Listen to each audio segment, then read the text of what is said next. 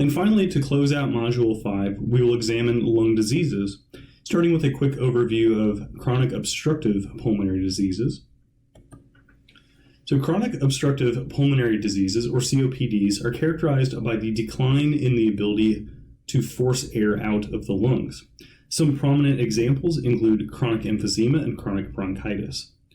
Although many factors come into play, including environmental as well as genetic factors, approximately 80% of patients who have chronic bronchitis or emphysema have a history of smoking.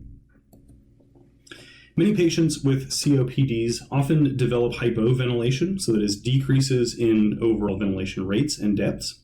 This can lead to respiratory acidosis, as during periods of hypoventilation, the respiratory system is not eliminating as much CO2 from the bloodstream as it should, and CO2 concentrations start to build up.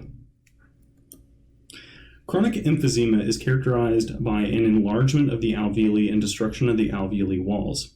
This destruction decreases the alveolar surface area and also decreases lung elasticity, making it more difficult for the lungs to rebound after they stretch out. This causes air to become trapped within the lungs. Patients also tend to be exhausted from using breathing muscles other than the external intercostals and the diaphragm. Often, the muscles of forced inspiration and forced expiration must be recruited in order to remove the trapped air.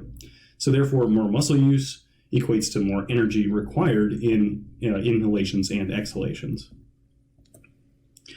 Chronic bronchitis, on the other hand, is caused by inhaled irritants, which causes an increase in mucus production. Long term, it causes the mucosa of the airways to become inflamed due to chronic irritation, and eventually the inflamed smooth muscle and elastic connective tissue will be replaced by scar tissue, which does not function in dilation or constriction of the airways and leads to long-term obstruction. The two types of COPDs are typically a result of inhaled irritants, so for example smoke or air pollution, but they could be caused by genetic factors as well.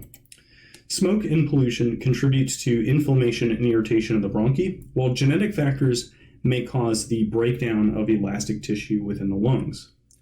Chronic bronchial inflammation leads to chronic bronchitis, while the breakdown of elastic tissue in the lungs leads to emphysema. Chronic bronchitis, with its excessive mucus production, leads to airway obstruction, while loss of lung elasticity causes trapping of air within the lungs. Both could lead to dyspnea, which is a disruption to the normal respiratory rhythm, and with dyspnea, we see that breaths are irregular in their timing. Both can also lead to hypoxemia, which is low blood oxygen concentrations, and also to respiratory acidosis as CO2 levels accumulate within the bloodstream and within the tissues.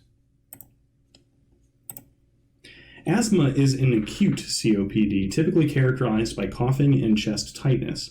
So asthma, just like chronic bronchitis, is also an inflammatory response to inhaled irritants or chemicals. The inflammation that it causes often creates bronchospasms, which often cause the bronchi to constrict, which then obstructs the flow of air into and out of the lungs. Tuberculosis is a condition that is caused by bacterial infections. Symptoms are similar to other bacterial infections in that it is often accompanied by a fever. Weight loss can also result as the inflammation caused by the bacterial infection causes water to accumulate within the lungs. As such, this makes it more difficult for the lungs to inflate the alveoli with each breath, and forced inspiration and forced expiration must be used to move those volumes of air. This creates a greater energy expenditure during breathing. So as with other bacterial infections, tuberculosis can be treated with antibiotics.